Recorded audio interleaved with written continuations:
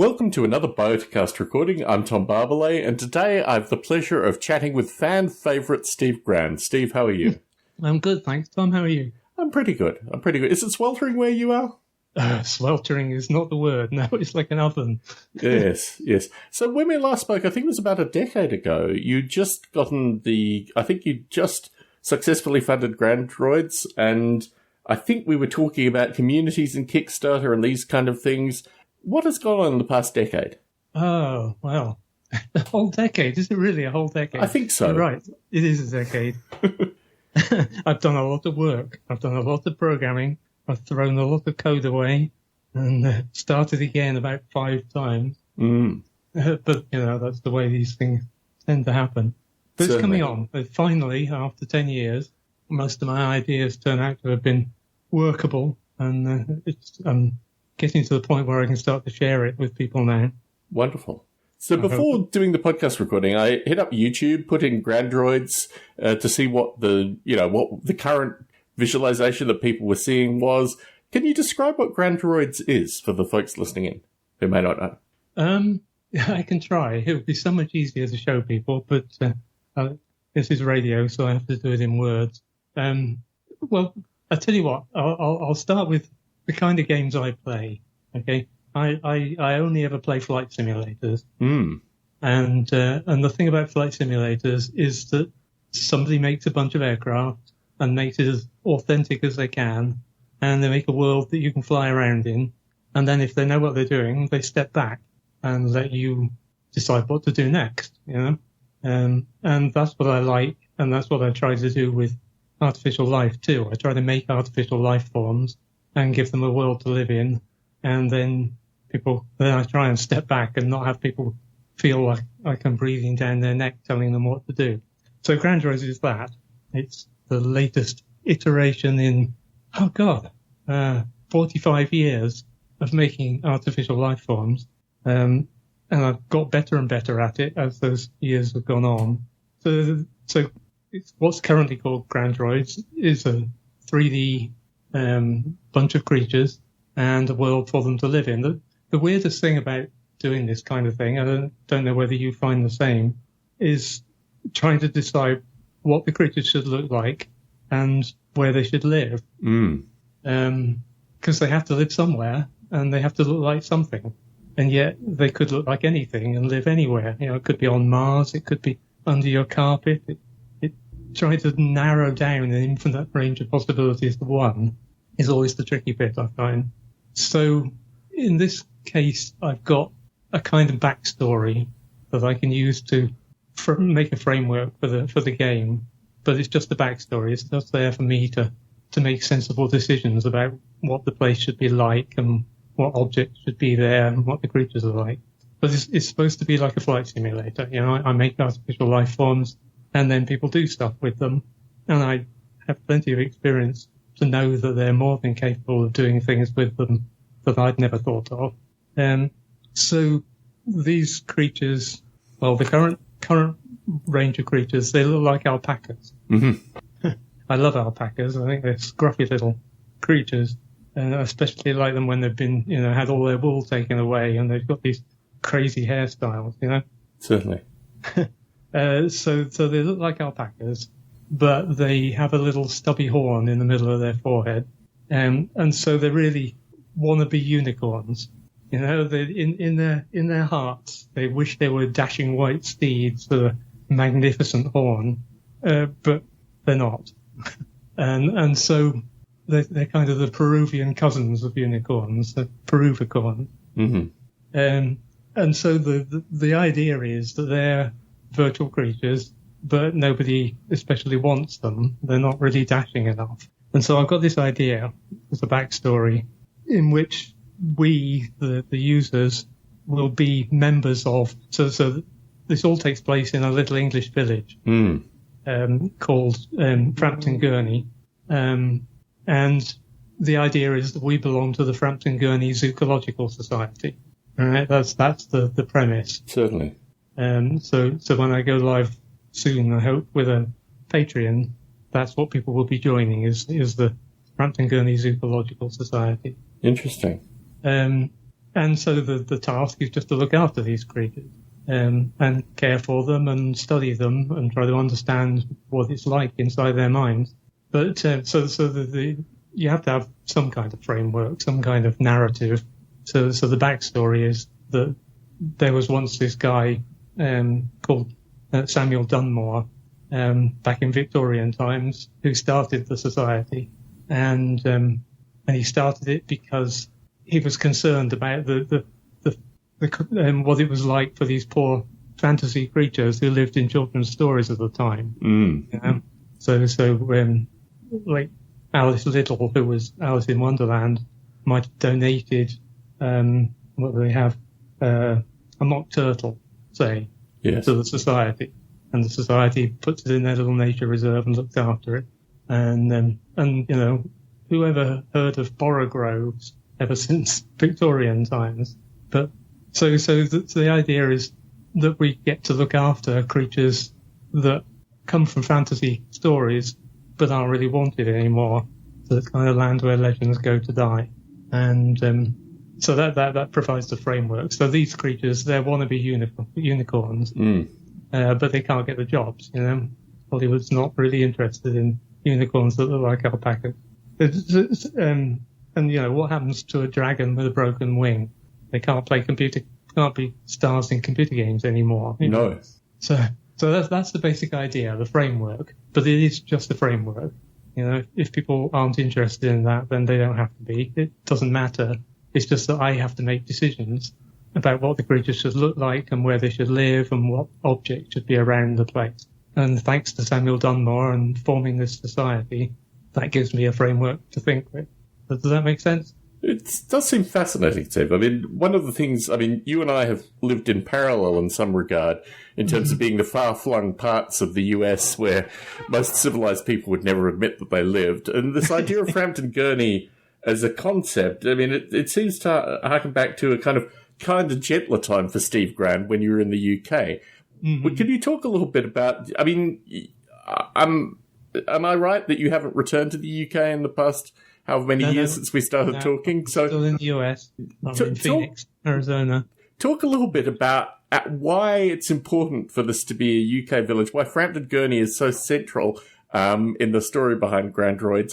This is something I just find fascinating, probably because I've lived some of this myself in terms of being an expat, kind of away from the place where one is originally from. Talk a little bit about that. Well, it's just what I know. You lived in the UK too, so you know what it's like. There's a huge, rich history. There's mythology seeping out of every pore.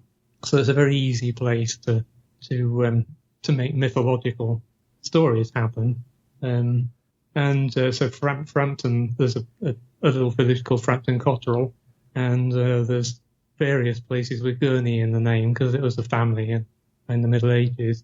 So Frampton Gurney is a made-up place, but it's based on my life in Somerset, in the southwest of England, which is very wet and green and not a bit like living in Phoenix.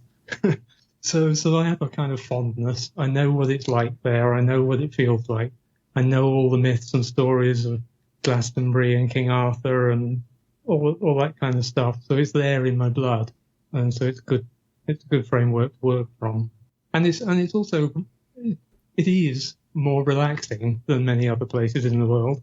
And I want this game, from a game perspective, I want it to be somewhere people want to go to relax. What do they call it these days? There's a word for it.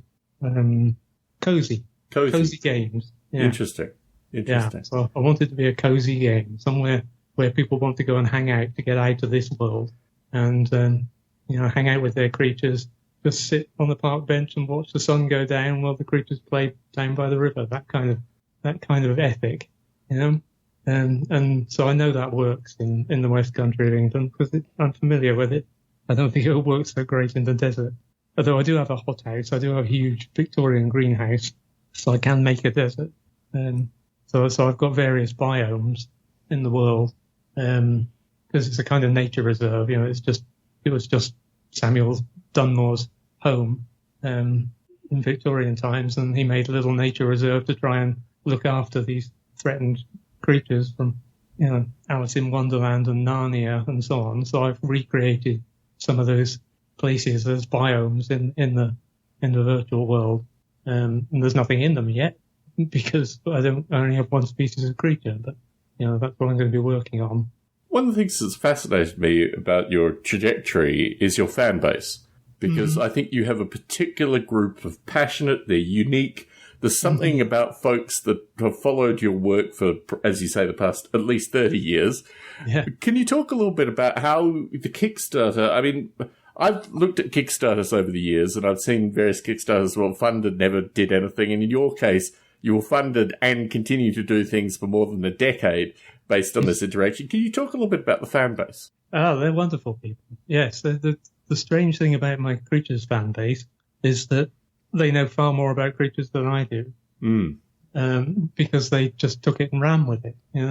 As soon as I'd written it, I was on to the next thing and became a director of the company and all that kind of horrible stuff that really ruined my life.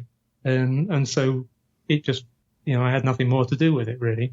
Other people took it over and so on. But the fan base, they just ran with it. I mean, within a few days of the creatures being launched, there was a new species. Because people had figured out how to hybridize between the two species that were already there. And people started writing books about how the genome worked and stuff. And then they started creating their own mythology around it. And so now they get quite upset with me sometimes because my mythology doesn't match theirs, And they're the ones who are right. I mean, I only have what was in my head when I wrote it, and they've taken it since. And so if there's a discrepancy between what they think a she should look like and what I think, then they're right and I'm wrong. But they're wonderful people, and I don't want to insult anybody by saying this, but I think it's important that a huge proportion of Creatures fans are on the autistic spectrum somewhere. Right. That's very damning to say of one's fan base, Steve, but continue. Well, continue. It isn't. No, I treat it as a compliment. Very good. I'm on the autistic spectrum too. Certainly. A lot of us in tech are. Amen. So it's a compliment. It's a superpower as far as I'm concerned. For some people, it is a handicap and can be very hard for people to be just totally overwhelmed with things all the time.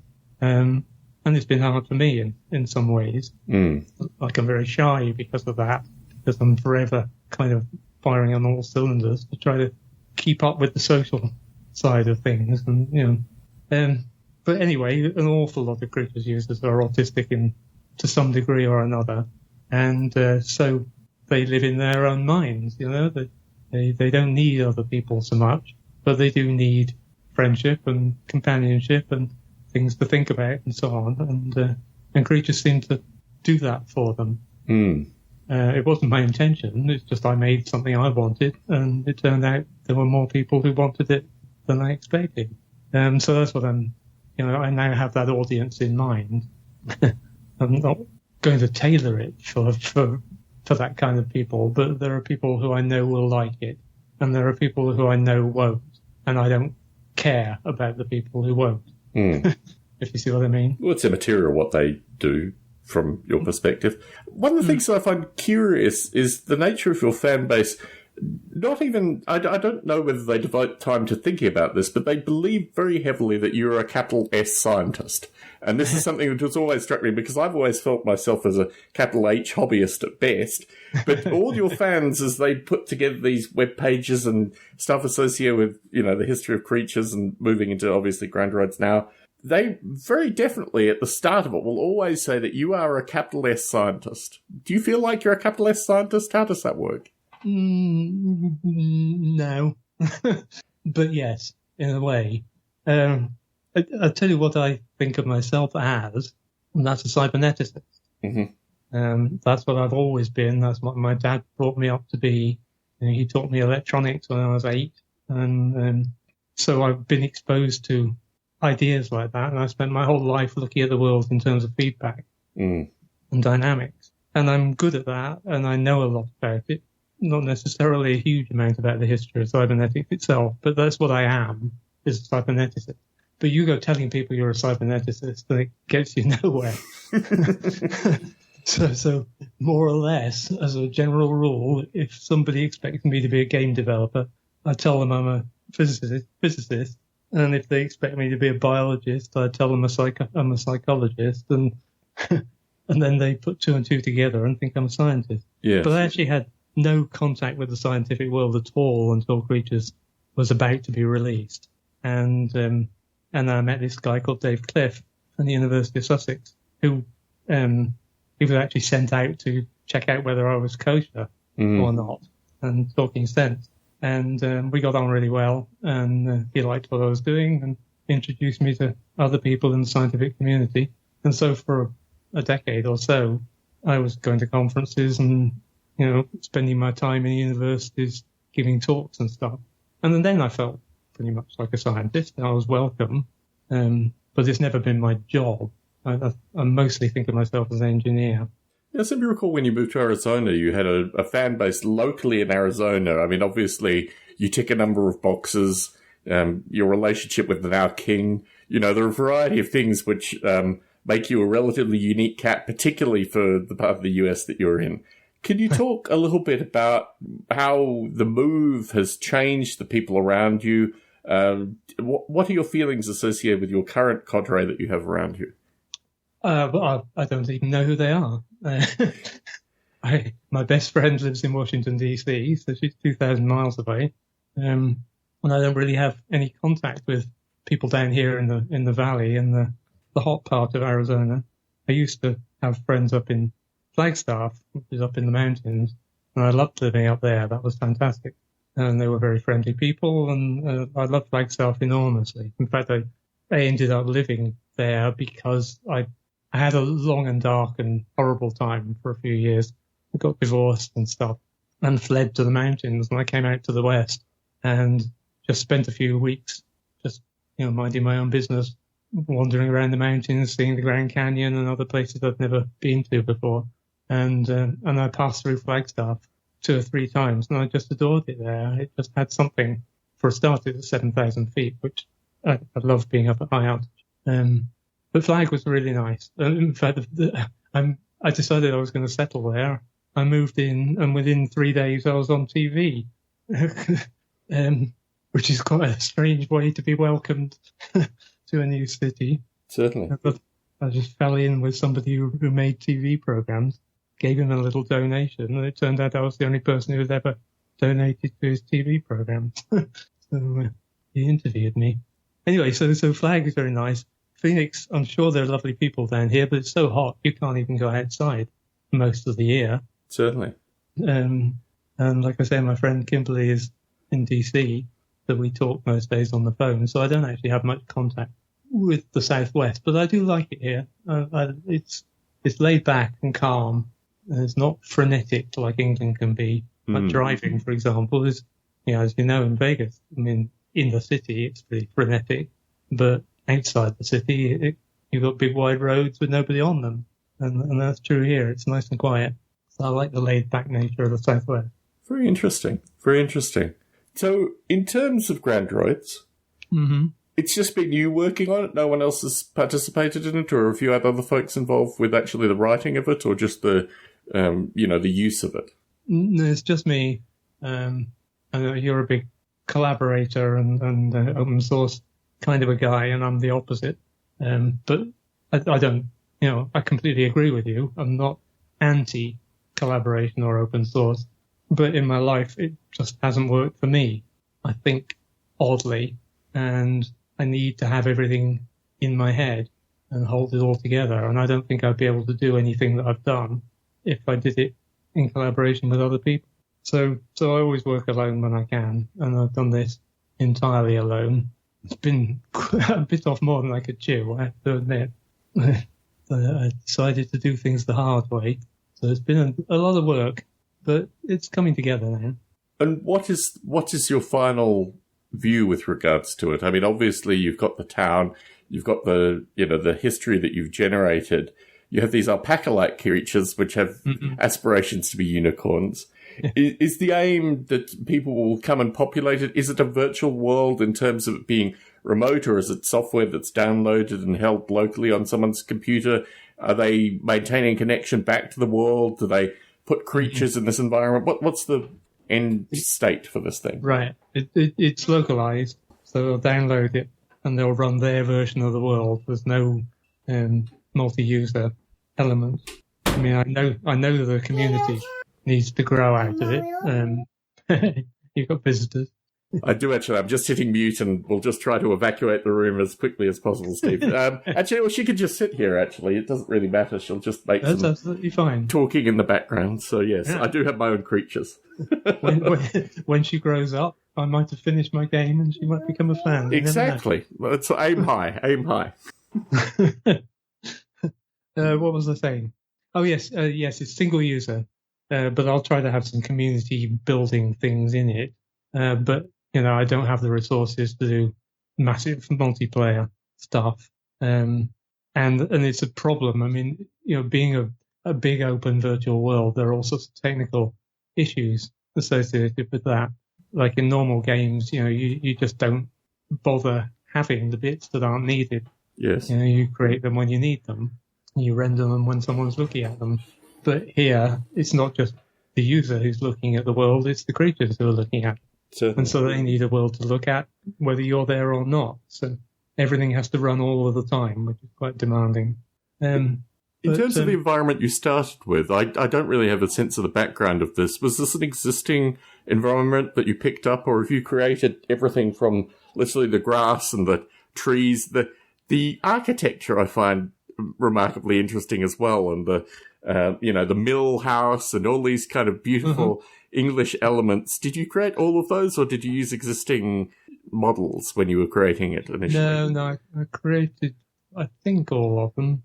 What I have used other people's work for, I use Unity as the game engine. Certainly. And Unity has a big asset store with loads of people who make a living producing assets. So, like the clouds and the sky, somebody else made. The terrain tools for dynamically building a terrain, somebody else made. The grass and the shaders needed to render vegetation, somebody else made. But everything else I did myself. So I'm not a great 3D artist by any means, but I know enough. And I'll get better, I'm sure. But yeah, it's all me. It's a bit idiosyncratic as a result. But have you seen pictures of how it is now? I've looked at the last YouTube I saw, I think, was about 9 months ago. So I have a sense of, certainly, as you say, the particular structures in the town, and the sense really, I mean, when I saw it again, because it had been about probably a decade since I last saw how you were developing it, it just struck me that you were kind of harking back to a previous life in some regard. I'm very much interested. Could the same exist potentially in Arizona? Could there be desert alpaca-like creatures that existed? I mean, I think what's as you just recently heard, my life has changed dramatically in the past couple of years with the addition of 2 beautiful young daughters. One of the things that I found fascinating is I wasn't actually born in the UK. I was born in Australia. My father was born in the UK. So my daughters don't actually have the same rights I have in the UK. You have this notion of by birth or by heritage. And I got to the UK by heritage, not by birth. And my daughters have no rights in the UK. So it's completely changed my perspective with regards to looking back to potentially one day, retiring in England, and now realizing that my family very much is now legally based in the US, and I have to change a lot of my perspectives. In terms of the community, in terms of the forces that are driving, you mentioned with creatures, which I think is always a fascinating thing to return to, that the user base was able to cultivate their own creatures within a short period of time of it actually being released. Is the same phenomenon built into Grandroids in some way? Do you think there'll be, not alpacas, maybe swimming creatures or these kind of things? I saw someone trying to drown an alpaca on YouTube when I looked it up. Do you get the sense that the community will be driving it in a different direction once it actually comes out? I fully expect people to be able to make new kinds of creatures, even completely new genetics, new brain models and stuff, but it's going to be a lot harder work for them. Certainly. It's just inevitable. One of the big problems is because it's all done in Unity, and I used all these third-party tools for the weather and vegetation and such like, I have no rights to distribute those. But Unity doesn't yet have great facilities for making things outside the engine and then importing them into the engine. So I have some tools that enable that. So you can create objects in Blender, say, import them into a small Unity world just with the free version of the editor, and code them in C# and then import them into the game. So I've made it possible, but it's going to be harder, particularly with creatures, because they are, biologically speaking, many orders of magnitude more complex than the norms were. Yes. So, but in terms of making, certainly it'll be easy, relatively easy for people who are industrious to make new objects for the world, and possibly new worlds too. I don't know about that yet. But it's not. I learned quite quickly that this project is never going to end. There's never going to be an end date. So it's just a matter of how I manage to bring it out into the open where people can start to tinker with it while I'm still there and changing things and adding to it. So that's why I started this, or I'm starting this idea of a learned society, the zoological society, because that's a good vehicle for us working together on things once I can open it out to the general public. It's been hidden behind closed doors because that was the perk for people who backed me on Kickstarter, was exclusivity. And I don't know that was actually a good decision, but that's the way it was. And so it's all been done in secret up until now. But soon I'll open it out to other people. But I need to get to a point where it's kind of robust and safe, and I can actually focus on what people need rather than having people collapse upon me and then I'll just get into a panic. But yeah, no, it's supposed to be extensible. It's just going to be harder work. And like I say, the biology is incredibly complex. I mean, I very much doubt if there's a biological simulation of any kind that's anywhere near as complex as this. Just the biophysics of it is pretty horrendous. And the brain model is complex, but it's genetic. So all you have to program really is genes. And you can make a different kind of brain if you want to. If you can think of a better idea than mine, then go ahead. And so I hope it'll grow and spread, and people will start their own stories, and maybe there'll be in Arizona a bunch of creatures more applicable to alpacas really than Somerset. Do you have a time frame with regards to the launch? I need to get it out on Patreon in the next few months. Because, like you say, it did all right on Kickstarter, but that only kept me in, software fees and food for a short time. My friend is supporting me at the moment, and that's hard on her. And so I need some money, desperately need some income. So I'm just trying to gather the last remnants of the code together and get it robust, and then do the work that's necessary to talk about the backstory and do some blogging and all that kind of thing so they can build up for a Patreon. But it's just a matter of months. Patreon's an interesting model. In fact, it lends itself very readily to the kind of thing that you're talking about. So your aim is to... It's always difficult. Like, how much information is enough information before you move to Patreon? How much information? Do you think there's a finite... Do you think there's a perfect amount of information that you need to have out before you move to Patreon? Or do you imagine that it'll just get to a critical point where you just put it up on Patreon and continue to provide the information as it comes to you? Oh, I'll put it up as soon as I'm ready, as soon as I can. So the idea is that I'll just... on Kickstarter, the people who funded me have been involved with me on the website. We've discussed all this. And I've been really bad at actually keeping that up. I don't post very often and stuff, but there's been, thousands of pages of conversations and stuff on this website. And so I know that will work even better on Patreon. So I just got to set up, Discord and, blog and all those usual social tools and put some graphics together and so on to explain what the hell I'm doing and what all this means. And why would you want to join weird society in England, and then I'm ready to go. But after that point, the idea is that if you fund me on Patreon, you get the software, and so you get to play with it and be part of it and do stuff with it. And if you don't fund me on Patreon, you can still read the blog and take part in all the other things, the social side. You just don't have the software. You don't have any creatures to play with. And so the hope is to use Patreon as the end product, in a way.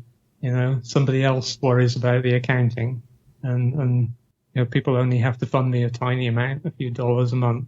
So it's not a big risk from their perspective. They can step out and go away anytime they want. But I can just carry on doing what I suspect they'll be doing until I'm too old to do it anymore. And hopefully people will pay me to do that. But it's hard to tell because, you know, Patreon started out very much aimed at singers. You know, the guy who started it, his wife was a singer. And it's fine. It was fine originally for people who make individual month by month type products, you know, YouTube videos and songs and that kind of stuff. And it wasn't really very amenable to my kind of thing, but it's spread out and become broader since then. So I'm hoping it'll work out. I just need a few thousand people to give me a few bucks a month and we'll be in. And in terms of it's just such a brilliant model. Thank you very much for talking more about that, because I think that's exactly, I mean, it's amazed me how you've been able to carry on just the Patreon folk. I mean, obviously the draw of being in discourse, not Discord, but discourse with you is motivating enough to, I mean, I think I stopped putting money into Kickstarter because, you know, a few projects and a few people I knew actually, which are the more disturbing ones where they disappear with your money and you were once friends with them.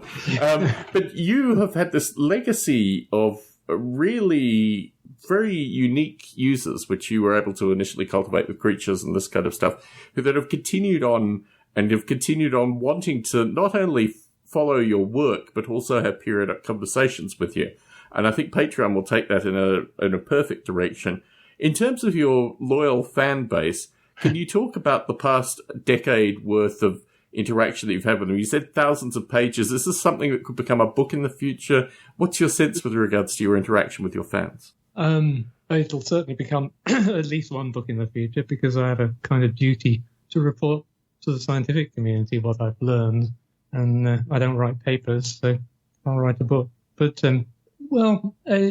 mostly I try to let them do their own thing and stay out of their way. I've always seen my job as a games programmer to stay out of people's way. You know, I try to make things and then not let them feel like I'm looking over their shoulder. So before Creatures came out even, it started to become a kind of social phenomenon. It drew this huge crowd of internet people back in the days when there was barely any internet. And you can't manage that. You can't control what people do. And it's wrong to try to garner it all in and make profit out of it. So I just let them get on with it, and they just did their own thing.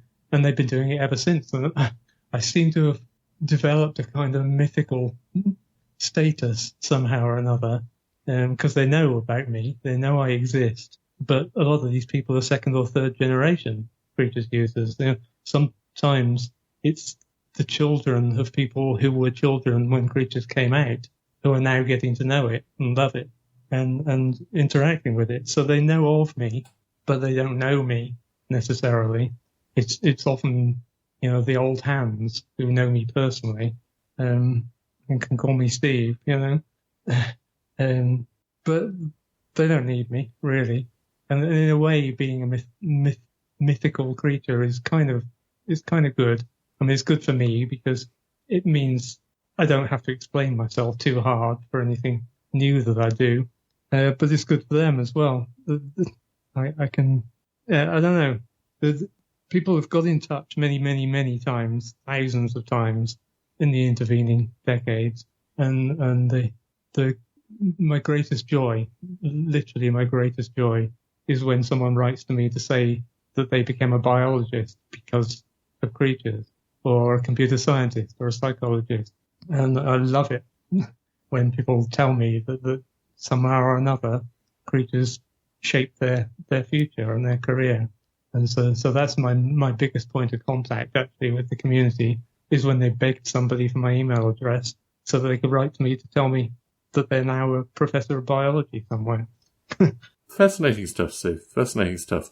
Well, the reason that I restarted this podcast was similarly, we have a bunch of eclectic listeners to these particular recordings, and you mentioned Discord. The Discord channel for the Biota podcast is a continuing point of just hearing people's life stories associated with how they got into this audio and this kind of stuff. Mm-hmm. So I do feel some degree of parallel, having done this for nearly 20 years now. Yeah.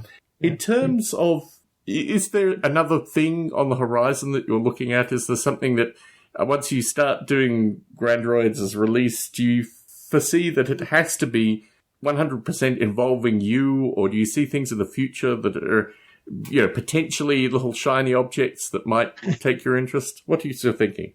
Oh, I have a lifetime of interest left in just this one project. I mean, there's a trajectory to it. This is not a thing in my mind. It's just the next step in a much bigger thing. Like I said, I started making artificial life forms in 1978, or possibly 79. I can't remember, but they were very, very simple. They were plankton essentially, and they would evolve better ways to be plankton. But you know yourself, things were pretty primitive back then. So this was a 1 kilobyte Z80 C80 4 megahertz CPU computer. Hardly anybody in the world had such things, and the one I had bore no resemblance to everybody else's, because in the 8-bit days all computers were different. And so there was no future in it. I just did it because, partly because I'd always been a biologist by nature, and partly because I was training to be a teacher, and I'd become fascinated by how children's minds develop. So I started doing AI and AI in 78 when I built my first computer. But everything since then has just been me making artificial life forms in one form or another, often just for my own benefit. Sometimes I manage to make a bit of money out of them in education or games. But there's no end to that progression as far as I'm concerned.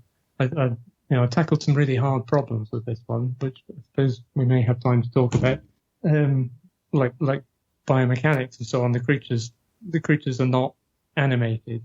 They're 3D, which is hard in itself. That massively amplifies the difficulty of being alive. But they're not animated. They're driven by 60 or 70 muscles, and they interact with a physics engine inside Unity.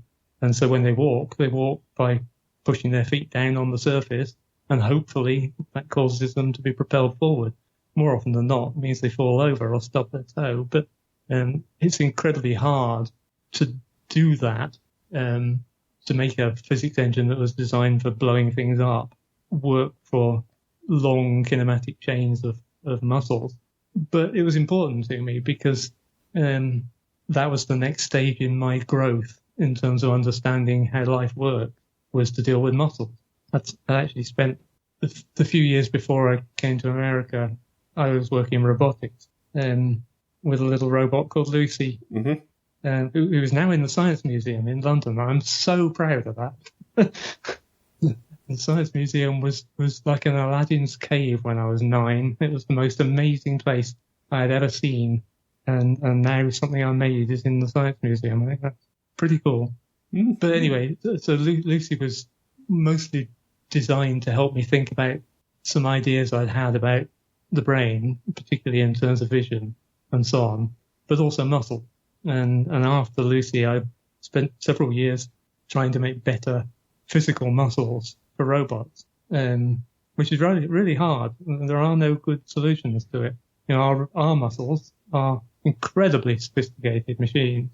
We just twitch an arm and we think, well, we just twitched an arm, but stuff that goes on in order to make that possible is enormous. And we have such power to weight ratio that there's nothing in the mechanical world that even approaches muscle. So I tried to make these robot muscles, I did it. The most successful technique was, steam governors. The governor on a steam engine, these balls that spin round and fly out. Well, I used that technique to make a thing that could pull on a cable. And it worked really, really well. It was incredibly powerful and supple and flexible and controllable, apart from the fact that every now and then it would explode and send pieces of lead weight at me thousands of miles an hour. So it was way too dangerous. But I'm going off on a tangent now. So I worked in the robotics world because sometimes it's better to make the virtual world, and sometimes it's better for the world to come for free, And the real world is incredibly complex, mind-bogglingly complex, and just trying to get vision to work in the real world is a really, really hard problem. But on the other hand, you get gravity and friction and volume and all that kind of stuff for free. Whereas in a 3D virtual world, there's not even any solidity. Objects just move through each other unless you go to a lot of trouble to stop them from moving through each other. But on the other hand, sometimes it's better to do all the work to make believable virtual worlds so that you can simplify some of the problems a little bit to deal with the actual science. So when I started this project, I made the fatal decision that I was not going to use animation. I was going to give these creatures real muscles and use the physics engine to make them walk and fall over and, do stuff, interact with the world. And I did some experiments and it turned out to look feasible, but it actually turned out to be a great deal harder in practice than I was expecting. But it's important, you see, because, I don't know, people don't necessarily think about this, but what does the brain do? The brain switches muscles. That's what it does. There's a few other things, like it exudes hormones and controls your capillaries and bloodstream and so on. But almost everything the brain does is move muscle. Language, speech, all of that, it's just moving muscle. And yet people don't pay much attention to that. In AI, there's virtually no attention paid to it, unless you're a roboticist. Rod Brooks and people like that pay attention to muscles. But I did before he retired. And yet, that's the language of the brain. Muscles are what brains speak in. So I got to the point where I had some ideas that needed me to speak in the language of the brain and do muscles. And so I started this project by making creatures that actually have to manipulate their muscles using their brain in order to walk. And I kind of regret that because it turned out to be a really hard problem. So in terms of the stuff that you've learned in a kind of potted 10 minutes or less, what are the top 5 things that you've found in doing Grandroids? Well, there are 3 things that I went in with. I don't know how other people's minds work, but I always think in terms of analogies and metaphors. And when it comes to the brain, you need some analogies. You need some kind of metaphor to help you think about it. Like, a slight aside, but it's worth saying, I think, that, if you think about the jet engine, you can explain what a jet engine, how it works in a single sentence. It's a bit of a convoluted sentence, but you can do it. But if you actually go and look at a jet engine, it's covered in pipes and valves and solenoids and God knows what.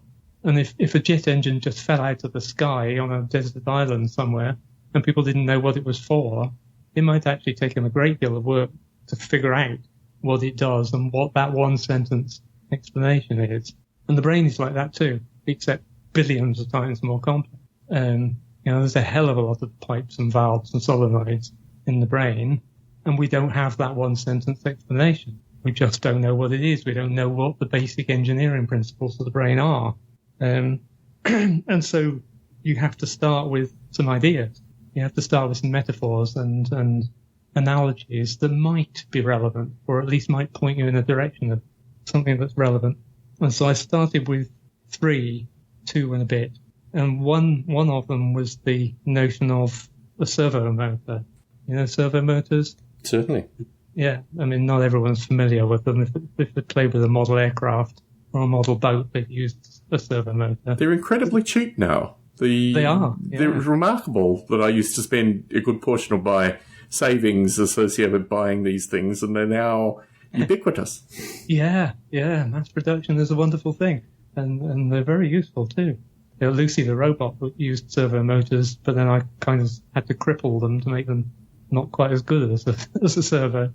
But anyway, that's a powerful cybernetic idea. The idea behind the servo, the idea that you tell it where you want it to point, it knows where it's pointing, it works out the difference between the two, and decides what it needs to do to get to the goal. Right? So it's a goal-oriented machine, and the brain is definitely a goal-oriented machine. You've watched your girls learn to walk. Certainly. They know what they want to do, don't they? Most definitely. They don't just twitch muscles and see what happens. They have in mind what the end result should look like. Something William James called idiomotor action. You just visualize the end result. And also when you look at the brain. So again, I'll try to come back to where I was going with this. But if you look at most AI, there's an assumption implicit in it that nobody ever says, but it's there, which is that the brain is kind of like, to the extent that AI pays any attention to the brain at all, the assumption is it's like a sausage machine. Mm-hmm. You put meat in at one end, it gets squidged around in the middle, and sausages come out the other end. And that is not true. The brain is not designed like that. You can see it in the wiring diagram. It's not like that at all. It's not coming in, sensory stuff comes in at one end and motor stuff comes out the other. The motor stuff comes out where the sensory stuff went in. It's a two-directional thing. And servo motors are like that too. If you put in a goal and the motor knows where it's pointing, it can work out what to do to achieve the goal. But equally, if you move the arm of the servo physically, it'll try to get back to the goal. It's a bi-directional thing. And so I started thinking about what happens when you chain servo motors together. And I actually built a robot aircraft until my intern crashed it on TV. To explore this, because a autopilot in a plane is basically a bunch of chained servos. So that was one of my metaphors. Is the brain like a bunch of chained servos? And then another one was maps. We know that the brain has maps. It maps things out in space in some fashion. Like the visual cortex of the brain is mapped out largely in retinotopic coordinates. It's the same mapping as the retina of our eyes, which makes sense. But later on in the visual system, it's not mapped out in retinotopic coordinates at all. It's some other thing, and eventually it becomes mapped out in object coordinates of some kind.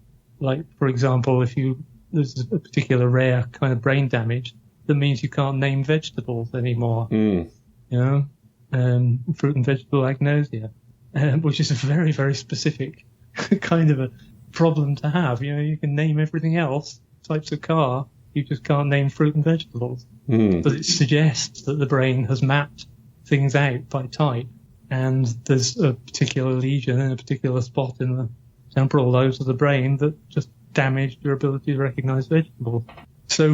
But maps are, again, an incredibly powerful metaphor for thinking about things in general. You can put pins in a map, and so you can record the state of something in a map, and it has locality. Things that are near each other, you expect to be near each other in some other way, Certainly. And so I started thinking, well, what happens if you make servos out of maps? And with the third thing, which I won't go into in great detail, but I learned from Lucy, is about coordinate transforms. The idea of mapping as opposed to maps is a powerful metaphor. And you see that with real maps when you look at a Mercator projection of the Earth. Russia looks enormous because it's been stretched out at the top and bottom because trying to fit a sphere, map it onto a plane. Certainly. But vision has a lot to do with mapping coordinate spaces. And I was very interested with Lucy trying to get her to recognize bananas from any angle.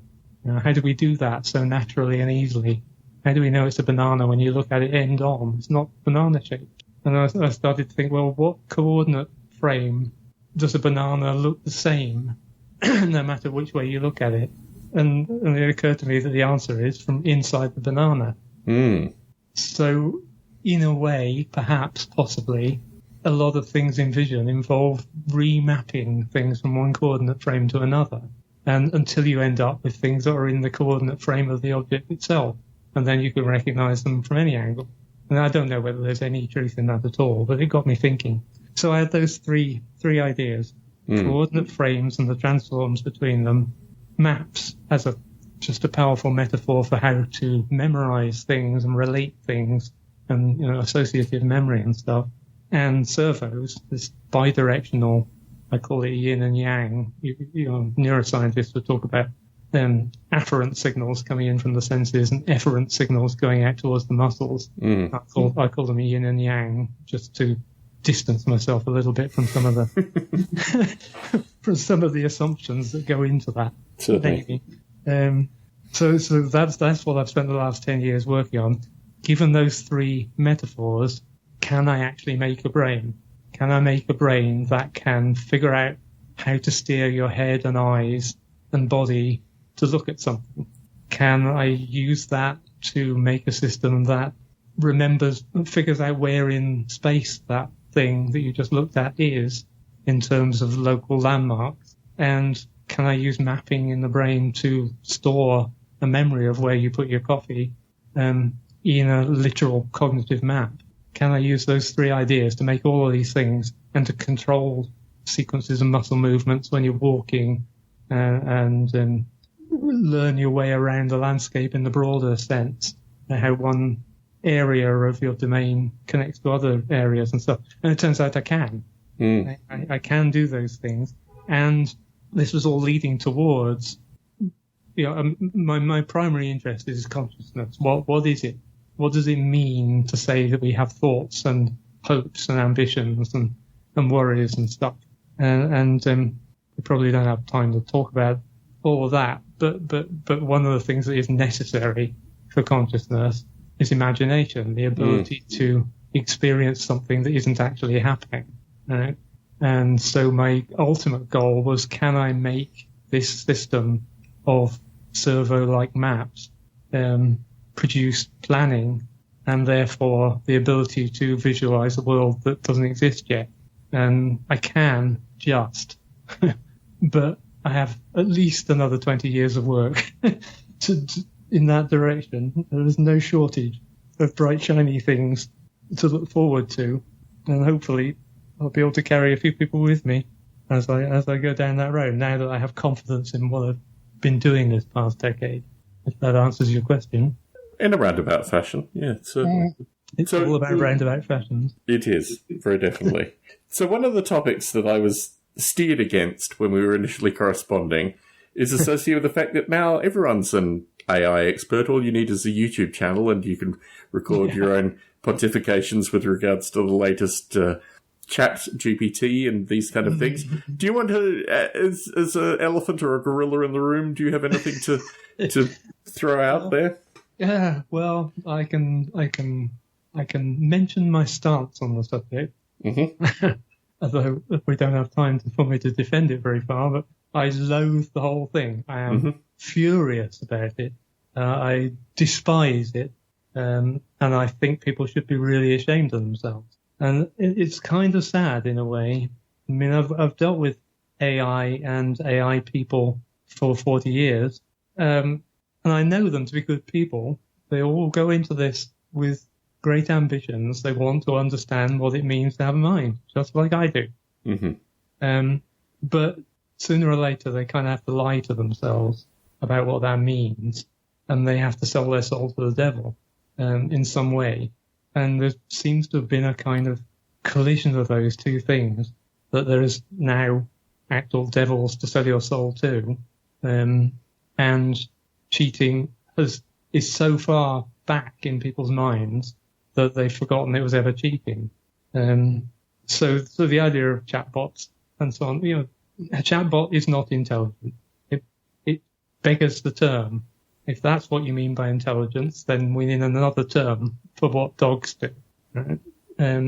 But they got to all these feed-forward neural networks and stuff by gradually letting go of the things they believed in and cheating and being inauthentic. And they, of course, had to fund all this. Always money is somewhere at the root of it.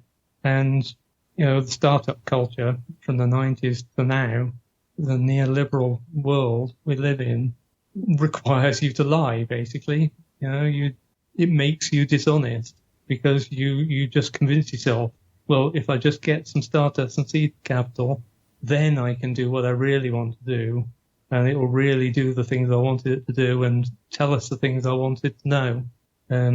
But it never actually happens. You just keep on selling your soul for money. And you'll have to talk to Jeff Hinton about this. He's left Google to warn people about the dangers of his own work, and they are real dangers. I don't for a second believe that these chatbots and Midjourney and stuff are intelligent in any meaningful sense.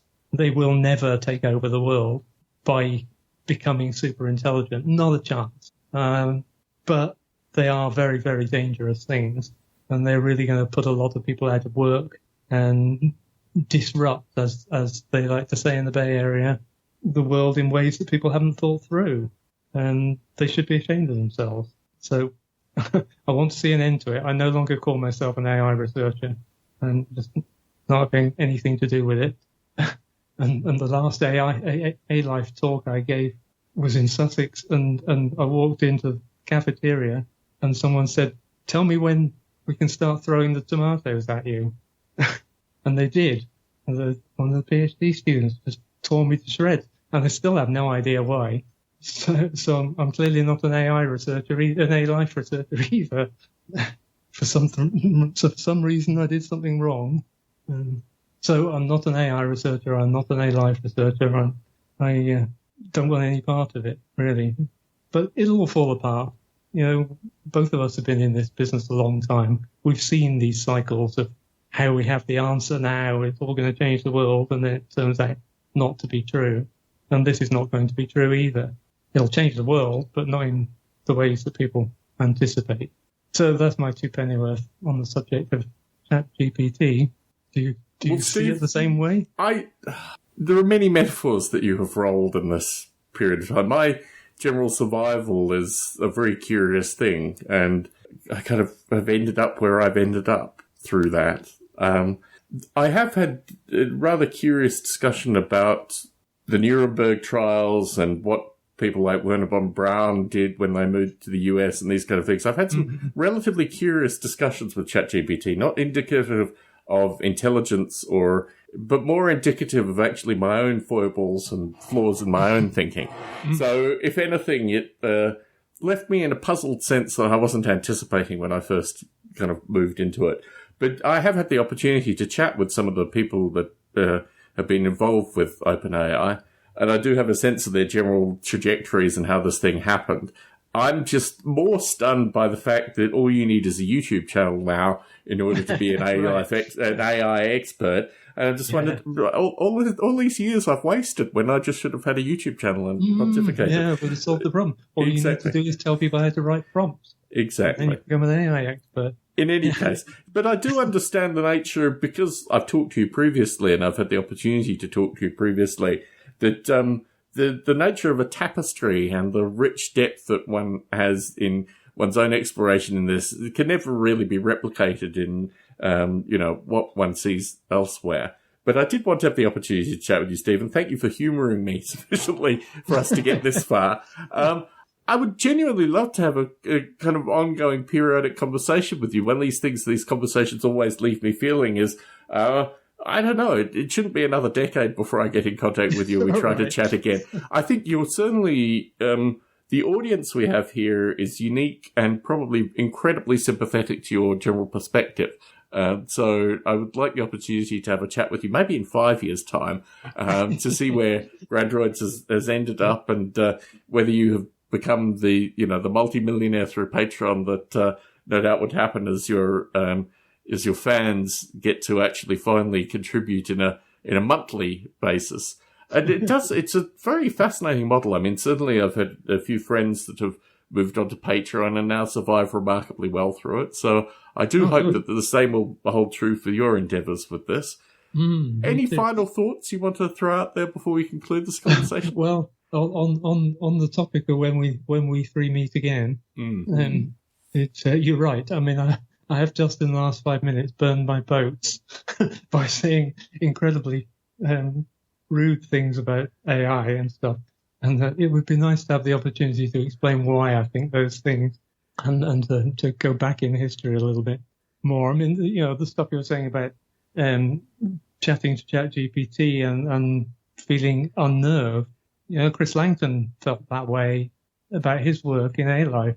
Certainly. And Certainly, yeah. Yeah. But, it was true with Joseph Weizenbaum's Eliza 40 years ago. It's the uncanny part happens. But, there's a lot to talk about. The whole AI thing, especially for old people like me, who've been around the block a few times. We've been through a lot of these cycles, these boom and bust things. But I would like an opportunity to defend myself. Now I've opened my fat gob and trashed most of my friends in the AI business. What I find fascinating is the likes of musicians and authors and things like this that are coming out now and saying that the end of the world is nigh and that they're stealing copyright and these kind of conversations because, as you say, through the boom-bust phases, it takes a particular period in history for, rappers and filmmakers and to all agree that something is collectively a bad technology. So as we have, I don't know, probably an hour or so before I have to go back to my daughters, do you want to distill down some of your thoughts or should we just chat again in maybe a year or so? Well, we can try. I mean, I'm not sort of prepared for it, but we can certainly try. We can talk on for a bit, and if it doesn't work out, then you can just cut it. I'm sure people will love it no matter what we do. So if you're the kind of person where I think even reading the phone directory would get people to listen to. And now we have Steve Grant reading the telephone directory. So in terms of the immediacy, in terms of certainly when I floated this idea of, I think what they call it, hallucinations now, where I'm not sure if you've played with these things, but the certainty that these algorithms have for things that are clearly incredibly wrong for those of us that know anything about anything. Fascinating stuff. In terms of your perspective, is there a way to distill this down? I mean, I think your reference to historical legacy and experience through historical legacy certainly resounds very strongly with me as well. Any final thoughts? You want final thoughts or you want to keep talking? Let's keep talking. All right. Let's keep talking, see where it goes. Most definitely. I'm down for that. Hallucinations. You mentioned hallucinations. Mm-hmm. You mean in the context of ChatGPT and so on hallucinating? Well, yes, that they claim things to be facts that are clearly very far from the truth. See that is actually the really interesting part of these new AI models. And I'm being rude and horrible to people, but actually that is quite interesting. Not so much in ChatGPT, which more or less hallucinates just because it's, creating a mashup of millions and millions of human thoughts. It's just regurgitating a half-chewed meal in a sense. But Midjourney and what are the other ones called? Stable Diffusion stuff. Those art generating or image generating systems, they hallucinate in a much more interesting way, I think. I don't understand them fully, but I think that is a good thing, and we need people to pay attention to that, because although it does it in a fundamentally and radically different way from the way we do it, that ability to hallucinate is central to what it means to be us. It's the ability to generate things that didn't exist before and entertain them, to hold them in your mind. And neuroscience is starting to tackle this. I mean, the idea has been around one way or another for a very long time, but people didn't pay much attention to the idea of the brain generating information until more recently. But now it's becoming a more better analogy, and we have technology we can use to illustrate it. So when Midjourney creates a picture of the Mona Lisa as a rapper or whatever, and then gives her 19 fingers, there is a parallel, I think, with what goes on inside our brains when we dream, for example. It's a very similar kind of process, and for similar reasons. As I understand these generative AI things, which is not very much, they're essentially denoisers.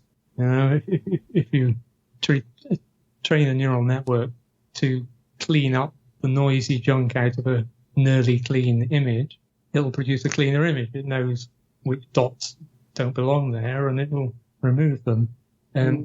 So if you then train it on an even noisier image, it'll be able to clean it back to a somewhat noisy image, And so, as I understand it, the basic idea is you train a network that can essentially denoise very, very noisy images, and then you give it pure random noise, or slightly tailored pure random noise if you're using prompt. And so what it does is invent the noise-free image out of nothing. And that's how you end up with really beautiful high-resolution images, because it's just cleaning up the noise from random noise until it then cleans up that noise, and it cleans up that noise, and it gradually converges on a noise-free image of the Mona Lisa doing rap and having 19 fingers. And I think that is a powerful idea. It just mustn't be taken too seriously and literally, as the way that happens has some parallels with the brain, but it's good. So I can say that positively about this new generation of AI machine. And in terms of, one of the things I like to throw back when I talk to people such as yourself is, does that thinking change anything associated with your perspective with regards to how you would create these things in the future? No, it conforms with my perspective. So that's why I like that aspect of modern transformer-type neural network. It's that what I'm really interested in personally is imagination, imagery. How does the brain give rise to things that don't exist? Because that's what is necessary for consciousness, for us to be us. It's one of the things that's necessary. And my overriding research question has always been, are the necessary conditions for consciousness also the sufficient conditions for consciousness, right? So if you think about what it means to be a conscious being, there's obviously a lot of equipment that you need in order to do those things. You can't be conscious of the past if you don't have any memory. You can't be conscious of the future unless you have the ability to make predictions and disconnect your internal state from the external state. And so you can look at the brain in terms of which bits of equipment it needs in order to do conscious things. So I don't personally think consciousness, I can't even say it, consciousness is a thing at all. I think the question is not what is consciousness, but which kinds of consciousness are there. And so it's perfectly reasonable to call a thermostat conscious at some pathetically trivial level. It knows how warm the room is. It knows whether the heating is on or off, and it decides to turn the heating on when it gets cold. It has some capacity for some of the things. But you look at a cow, for example, they probably don't worry about their pension plans. They probably don't worry about whether the children will have enough to eat when they grow up, because they probably can't see that far into the future. But they can see a little way into the future. They obviously live quite complex social lives. And so cows have some kinds of consciousness, and humans have kinds of consciousness that cows probably don't, because we do fret about the far distant future, even the future beyond our own death. So there are these necessary things for consciousness. And so my research program, such as it is to try to emulate those, simulate those necessary conditions. And the question is, are they sufficient conditions? Is that all you need? Because you clearly can't be conscious without them. So does having them mean you're conscious? And I don't know the answer to that. I personally think that's the truth, that just having the equipment is all that's required. But most people have this magico-religious attitude to consciousness. They think there must be some weird and wonderful quantum mechanical, electromagnetic weirdo stuff going on. So I don't, but I can't answer the question. I don't know how you would even try to answer the question. So I try to make things that do the necessary conditions, and then I'll leave the question to philosophers to try to decide whether they're sufficient conditions. But, the fact that these generative things can make high-quality images out of noise, I think is a step in the right direction in terms of understanding the philosophy of the necessary and sufficient conditions of consciousness. So I applaud that. Just doesn't do it the same way our brains do. Does that make sense? The idea of creativity through this, I think, is absolutely fascinating, because that's certainly, in part, what I think about in terms of emergent behaviours coming out of, simulations. Mm-hmm. It's almost a representation of creativity in some fundamental sense. Mm-hmm. So I thought that was something that struck me from your conversation. Do you imagine eventually these alpaca creatures will have paint on their hooves and will be doing pictures? How do you see creativity emerging out of Grandroids specifically? Well, I don't, except in the way that I'm sometimes creative. Sometimes random noise is a hugely important aspect of even the greatest creativity. Some of us, that's all we've got. We just stumble over things, come up with ideas out of nowhere just because we happen to be dreaming about some weird thing in the middle of the night, and we're left with a feeling, and then we figure out something useful we can do with that feeling. So the creatures may well end up with creative solutions to problems. They might walk in a weird way or something, but they won't have thought it through. But creative intelligence is kind of at the top of a huge edifice, thousands of layers of other stuff that has to go on before it. And so I'm only dealing with the very bottom layers. How do you walk? How do you look where you're going? How do you remember where you put your coffee? And how, at least in principle, can you think, I'd like a cup of coffee. I know where the cup is. I'll go there. I'll pick up the cup, and then I'll take it to where the coffee is, and I'll pour a cup of coffee. I had to make simple plans, and that's the height of my ambition right now. And I don't even know whether the creatures can do that yet. They can in principle, but in practice, there are so many variables, so many things to tweak, that it's very hard to debug. I'm sure you have plenty of experience of trying to debug complex simulations. It's an ongoing passion of mine. So let's. One of the things which I think led into Grandroids, I can't remember because I remember we were discussing this, and I seem to recall you released some almost something to do with neurochemistry or something like that, open source. Perhaps I might have you convoluted with another participant, but is there any neurochemistry in Grandroids? Is there anything? Mm-hmm. So talk a little bit about that. Okay, well, yeah, there's actually currently 66 neurochemicals, 43 reactions involving them, 116 receptors, 28 emitters, 11 organs, 21,800 neural columns, which are the little circuits of neurons, 113 brain maps, and 440 links in the connectome. So the chemistry is a big part of intelligence in it, what I call intelligence anyway, the low-level stuff in the natural world. If we didn't have things like adrenaline, cortisol, we wouldn't be intelligent.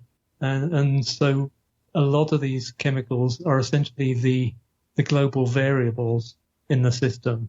They're broad acting, and they can just advertise some state, and it's immediately available to every cell in the body. And so you need that. You need some kind of global computational structure, which for us is done by enzymes and neurochemicals and hormones.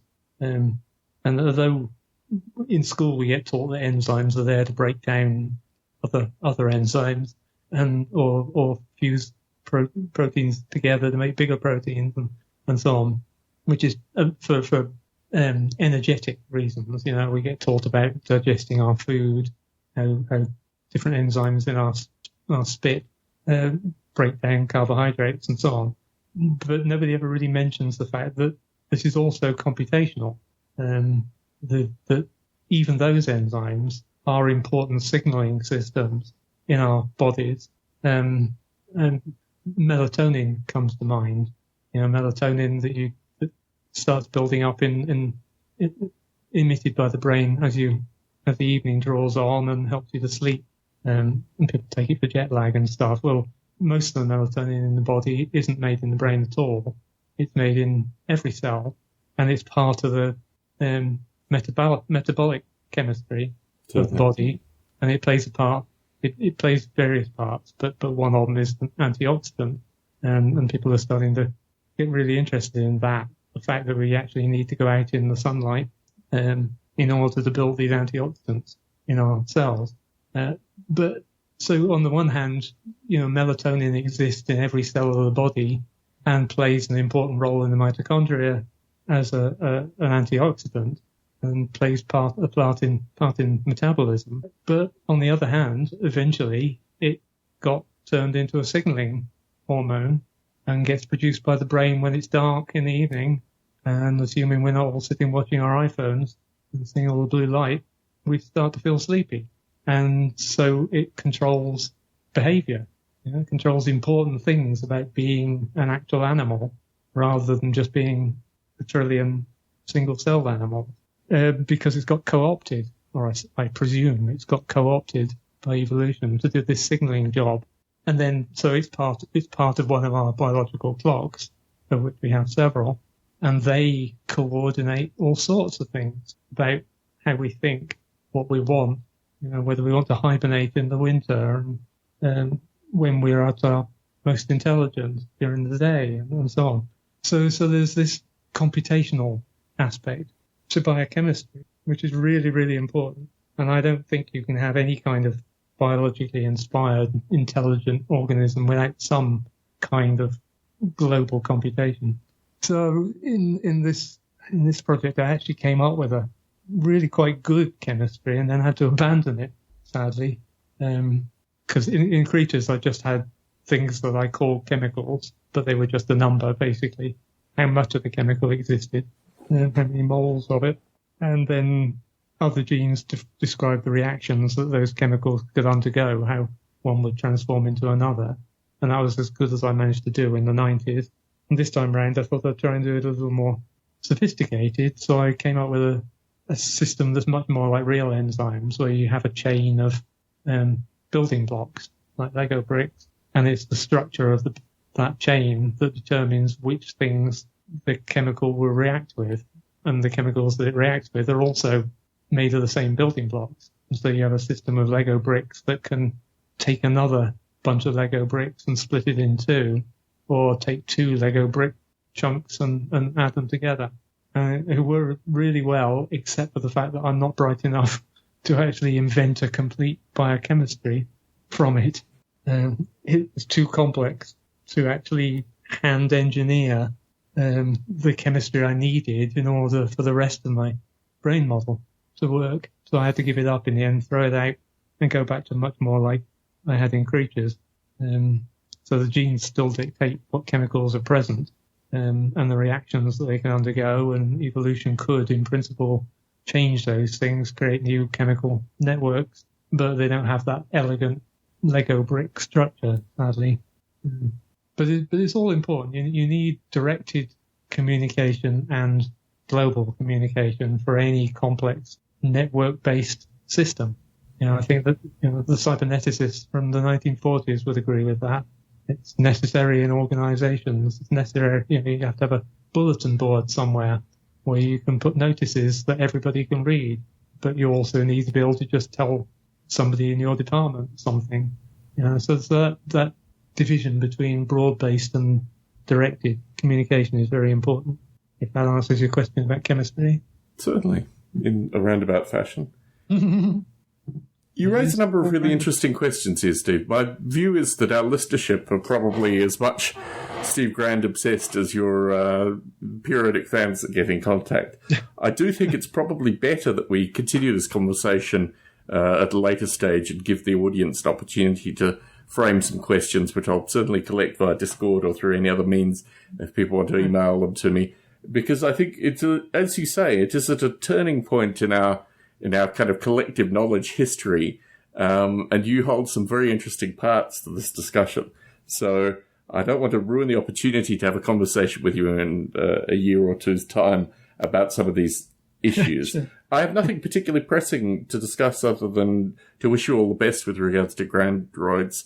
And I would dearly like to check in with you in a short period, a year or two, say, to see how things were going. But thank you very much for the opportunity to chat today, Steve. It's been a real pleasure. You're welcome, Tom. It's been too long.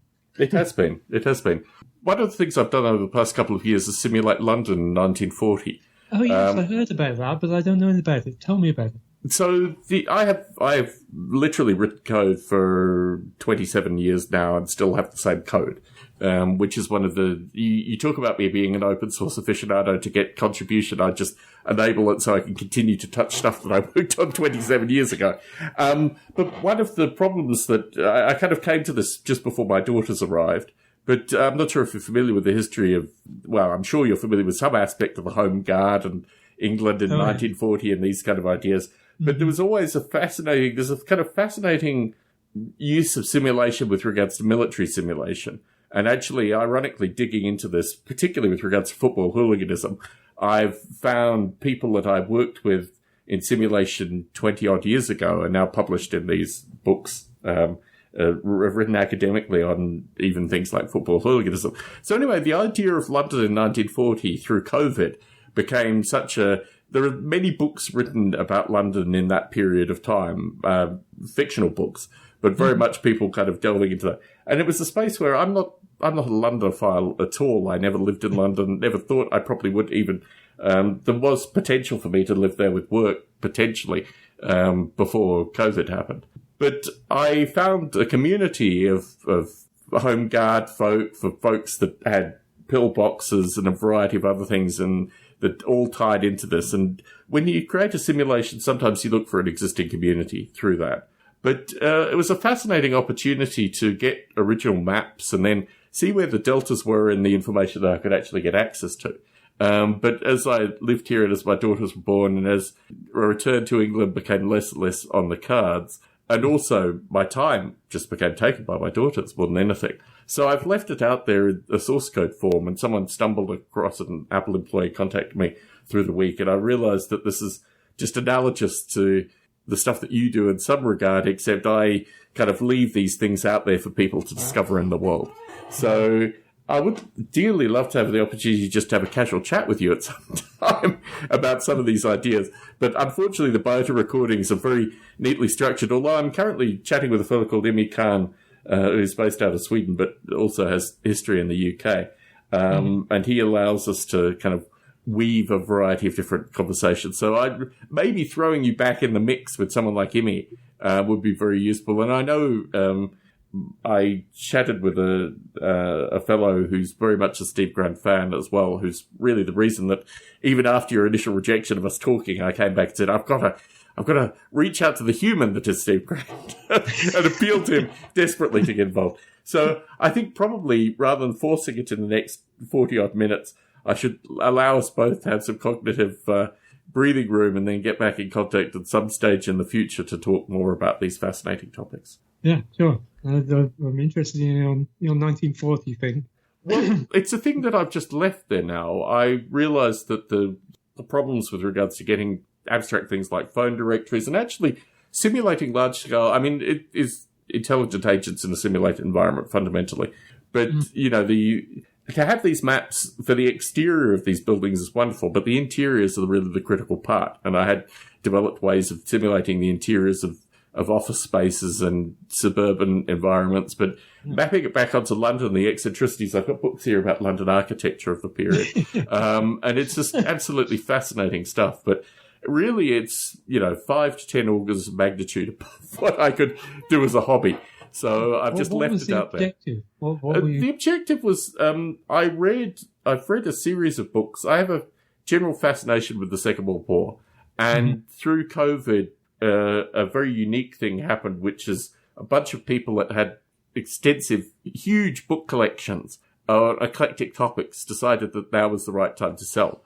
Because obviously, we were going through a global phenomena which was completely unwritten, and I think certain people decided that it was time to get rid of their book collections. So for a bibliophile, it was the worst possible opportunity to start buying heavily in a variety of different areas. And thankfully, or not thankfully is the wrong term here, the people who were willing to sell me these books actively looked on my behalf as well. So I ended up with this. I've got a substantial quantity of home guard related material. Library. Exactly. No, it's insane now. And I don't know what my daughters are going to do with it. Now it moved into kind of fatherly guilt.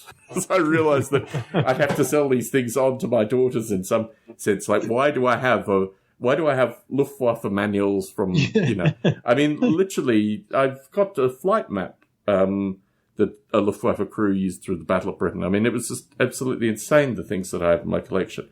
But very much actually getting agent-based modeling data as well. So I've left it there, out in the public domain, for someone to actually come across it in the foreseeable future and hopefully get excited about it. I was very hopeful that this fellow at Apple might pick some of it up, but it was just a premature flirtation, let's say.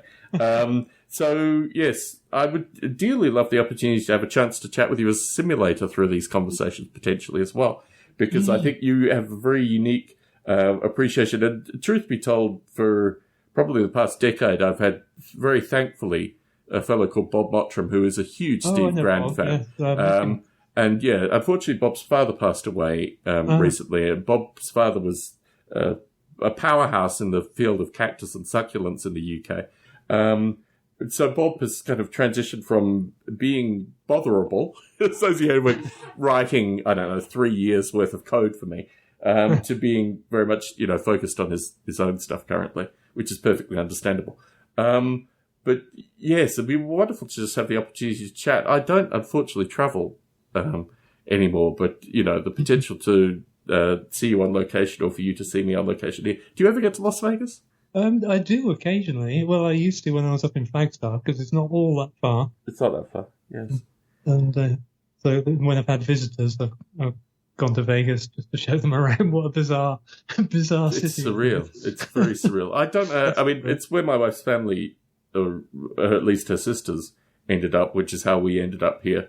Because when it came to having 2 daughters, the thought of having aunts was better than the kind of uncles that my brothers would offer them in Australia. So we decided that we still had a house here too. So that's a longer story for another time. But we ended up back here in a place, and the girls love their aunts, and it QED for living in Las Vegas. But you do feel on the end of the earth perpetually. Yeah, it's a long way to anywhere, isn't it? It most definitely is. But I feel I probably need to wrap this conversation up to throw it out to the audience and get them to contribute topics back. But it's been a real pleasure catching up with you. Do you still keep in contact with anyone in the UK? You used to be Richard Dawkins connected. You used to be a bunch of folks connected. Are you still in contact with any of these people? Well, not really. When I moved from Flagstaff down to here, which I did just for, financial reasons, it's cheaper down in the desert. Around then I stopped using Facebook, and so all sorts of people you would know are on Facebook, on my Facebook friends, but I don't use them. I did meet up with Richard Dawkins. He came to Phoenix to give a talk a few years ago. Oh. And so I went to his talk. He was quite surprised to see me. Yes. Suddenly walking. Yes, whatever happened to Steve Grand? Yes. Yeah. I'm sure he was struggling to remember my name, but we went for a drink afterwards, and that was really nice. Very good. Very good. So, anyway, I've got to get back to my daughter, Steve. It's been a pleasure chatting. I'll get the audio out, and then I'll gather together whatever questions I get. All right, yes, we can do an AMA or whatever they call them these days. Amen. What the kids call these things today. Anyway, I'll talk to you soon, Steve. Take care. See you, Tom.